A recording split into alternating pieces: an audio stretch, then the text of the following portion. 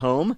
This week we heard about a notably bad house guest. Our panelists are going to tell you about it. Pick the one who's telling the truth. You'll win our prize. The waiter of your choice on your voicemail. You ready to play? Yes, I am. All right. First, let's hear from Joel Kim Booster.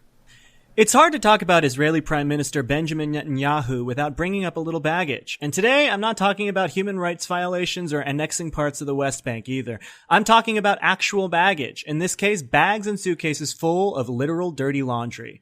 All foreign leaders are extended the courtesy of laundry services while they stay in America. An iron shirt here, a dry clean dress there, reasonable requests any busy head of state might have. But according to accounts from staff members across multiple administrations, the Netanyahus, like a college kid home from spring break, bring actual suitcases of dirty laundry for us to clean.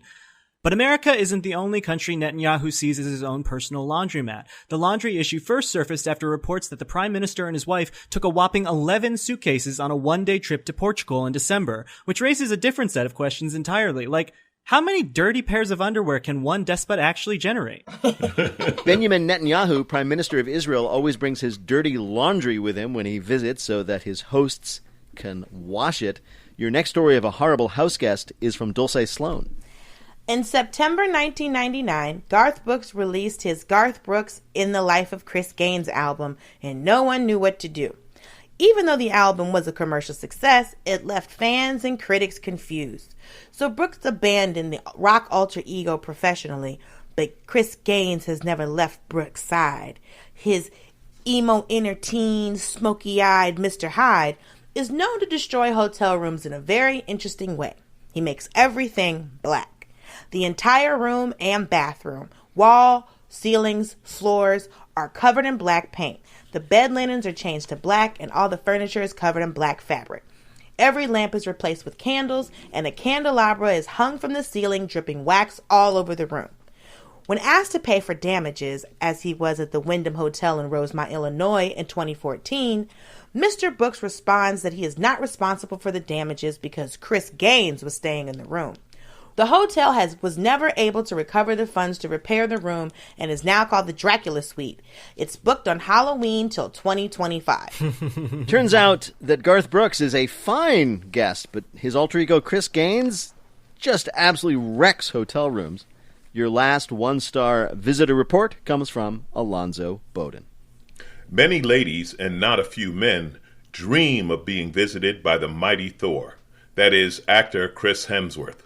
But beware, because Thor always brings Odin with him, and Odin stinks. The large Mr. Hemsworth has a tiny Shih Tzu dog named Odin he takes everywhere with him. And Odin, well, he has a gas problem. It's well known in Hollywood that when Chris and his little Odie Wodie come over for dinner, the meal is served outside or not at all. I've spoken to him about it, says his assistant Mary, but Chris is like the farmer that can't smell his own livestock. I'll tell you this, I was wearing this mask long before the coronavirus. Rumor has it that Scarlett Johansson demanded to be killed off in the last Avenger movie just because she couldn't take it anymore. We all thought it was cute, big guy, little dog. Then he visits your trailer, said Brie Larson, who played Captain Marvel. Yeah, my character can breathe in the vacuum of space, but she can't breathe that. All right, here are your stories of an unwelcome guest. Is it from Joel Kim Booster? Benjamin Netanyahu of Israel always brings his dirty laundry for his hosts to do. From Dulce Sloan, Garth Brooks stays at your hotel, but it's Chris Gaines who leaves a mess. Or from Alonzo Bowden, Chris Hemsworth, great guy, good looking. His dog, very smelly, and he always brings the dog with him. Which of these is a real story of a notable person you don't want to stay with you? Well, in Waldorf schools, we always study Norse mythology around the 4th grade, and I know it's not that one, so I'm going to have to go with Netanyahu's dirty laundry. Your choice is Joel's story of Benjamin Netanyahu. Well, we spoke to one of the reporters who broke this important story. Israeli Prime Minister Benjamin Netanyahu is acting like a college student, returns home from college and just throws a bag of laundry into mom's hands. That was John Hudson, the Washington Post national security reporter who reported Benjamin Netanyahu's dirty laundry. Congratulations, Isaac. You got it right. You're a credit to your school. You've won our prize. And, of course, a point for Joel for just telling that story so well. Thank you so much for playing. Thank you so much, Peter. It's great to be on. Great to be on with you. Thank you so much, Isaac. Take care. You too. And now the game where really interesting people get asked about things that somehow fail to interest them until now. It's called Not My Job. A lot of people who work at the CIA say it's nothing like the movies. No skullduggery, sneaking around, or disguises. But not Jonna Mendez. She actually did all that cool spy stuff, and for many years, she was the CIA's chief of disguises. Jonna Mendez, welcome to Wait, Wait, Don't Tell Me. So glad to be here. So, I first of all, when I found out that you existed, I also found out that the CIA had a chief of disguise. Was that actually your title? A lot of people are amazed at that title.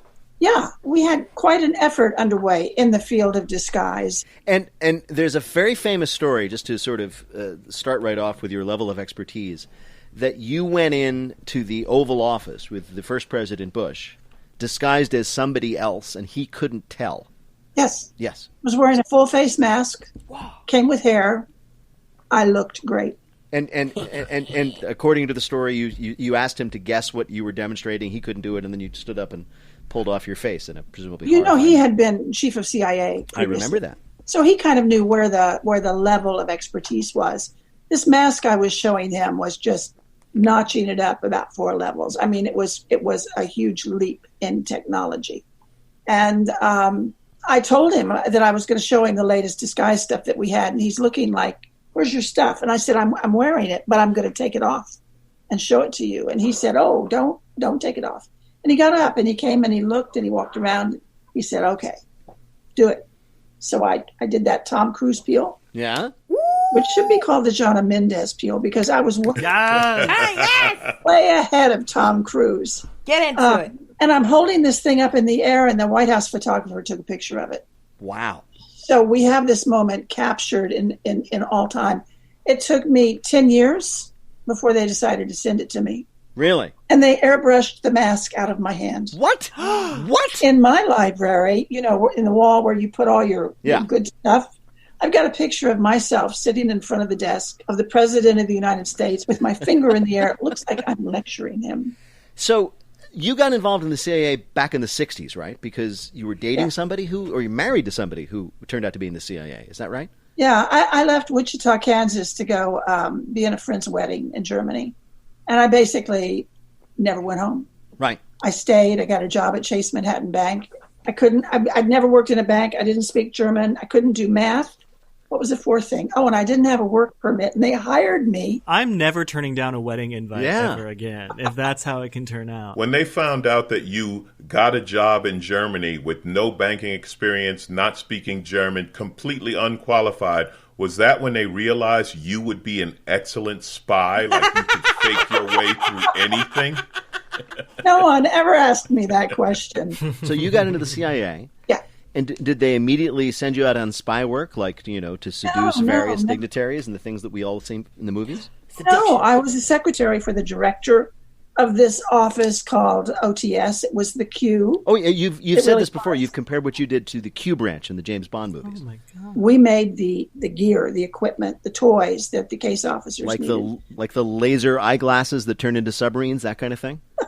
If you brought us a good idea and it was feasible and you really needed it, we would probably make you one. But we were a little different than the movies, because Q would always hand the weapons off and James would lose them. He would break them. He would, I'm sorry. I just imagine you watching James Bond movies and getting upset about what James Bond was doing with his tools. Like, damn it, James, put it back in the case. That's right. I want to know, how are you allowed to tell us all this? This seems like the kind of information that we're only supposed to speculate about, but never actually know these things happen. They must really know the NPR audience and how threatening. We've written enough books. Everything in those books is approved. What's your favorite disguise you ever did that you can tell us about? Well, it would be one that my husband did, but I helped him with it. Before you go on, I should clarify for the audience that your husband, I'm assuming you're talking about, is Tony Mendez, now no longer with us, who was, among many other things, the character played by Ben Affleck in the movie Argo. That was him. That was your husband. What? He's the man who told Ben Affleck that he wasn't good-looking enough to play him. Whoa. It's about time someone took Ben Affleck down a peg. I know. Please proceed with the story. So Tony was showing our office director this new operational technique. We're going to use it in Moscow. Tony's at the end of a hall in a building we didn't use, and he's wearing a raincoat, got a briefcase, he's wearing a suit. He starts walking down the hall. He had 45 steps and 45 seconds to cover this ground. And in that 45 steps, he turned from a man in a business suit with a briefcase to an old lady in a pink scruffy thing with a shawl and gray hair, pushing a grocery cart. Wait a minute, a grocery cart? Where you get a grocery cart? I was with you up until then. Get this lady out of here. She's a witch. She's not. She's a witch. I did read where you said that you could make a man into a woman or a woman into a man, but something about the character of the CIA agents, the men didn't want to have to become women. No, they didn't. Neither did U.S. Marines. Really? How often did you have to ask a Marine to become a woman? Now and then. Wait a minute, was that professional or just a private interest of yours? I want to know if your child won the Halloween contest every year. Always. Really? So are you at all serious? And if so, can you tell us about some of the disguises or costumes that you helped your child create? Oh, I remember one from Cats, where we can do a great cat face. I remember one that was a bunch of pumpkins attached to each other, and then we discovered that no one could go to the bathroom all night because the whole patch had to go, and they didn't want to. Wait a minute, your child and his friend, I'm assuming it was a son, were all pumpkins attached to each other, so they all walked around as a group? Actually, that was Tony and me. Oh, I see. You'd think two experienced CIA agents would realize that if they're attached by the stem, they'd have difficulty. We got into that stuff. That was fun. Well, Jonna, it is a pleasure to have you here, but we have in fact invited you here to play a game we're calling Disguise? Sure. But how about those guys? We were thinking... You're an expert in disguise, but what do you know about those guys? Meaning, of course, the mafia. Answer 2 out of 3 questions correctly, and you'll win our prize for one of our listeners, the voice of their choice on their voicemail. Bill, who is Jonna Mendez playing for? Jillian Edwards of Orlando, Florida. All right, you ready to do this? I am. All right, here's your first question. John A. Gotti is the son of John J. Gotti, the famous mafia don, but his friends and relatives realized that Junior was not cut out for the family business. When he said what? A, quote, wait, you mean Dad's not in the sanitation industry? B, quote, let's make him an offer, see if he refuses, and if so, consider our other options. Or C, quote, I love Cracker Barrel, especially the country fried steak. I don't know much about the mafia, but I'm going with C. You're right. Turns out that the young Mr. Gotti fell in love with Cracker Barrel when he was visiting his father in prison in Illinois, and his various family members said, yeah, no. All right, that's one correct. Second question, mafia guys are known, of course, for their colorful nicknames. Why was Salvatore Vitale, an underboss in the Bonanno family in New York, known as Good-Looking Sal? Was it A, before he became a made man, he modeled menswear in the JCPenney catalog? B, he once foiled an attempt in his life by spotting his would-be assassin behind him in a mirror? Or C, because he insisted that his underlings call him Good-Looking Sal? No idea, so I'll guess A. You're going to guess A. No, he was not a model before he became a made man. He just insisted that everybody call him Good-Looking Sal. Apparently you didn't say no to Good-Looking Sal. I don't know, if you were allowed to pick your own nickname, would you go something that, that complimentary? I don't know. Some people would. I guess so. All right, last question. If you get this, you win it all. Prosecutors believe that the dumbest mobsters ever were the two sides involved in a 2011 crooked deal in New York, in which what happened? A, one side sold cocaine, which was really crushed up sheetrock, to the other gang for money, which turned out to be counterfeit. B, one gang sold a building they didn't own to another gang, which tried to tow it away.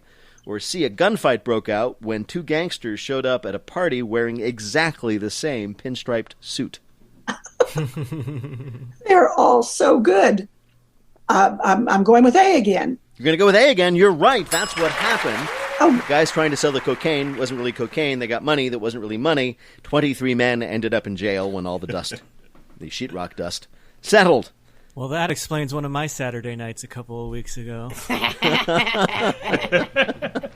Bill, how did Jonna do in our quiz? Jonna got 2 out of 3. That means she is a dyed-in-the-wool winner for us.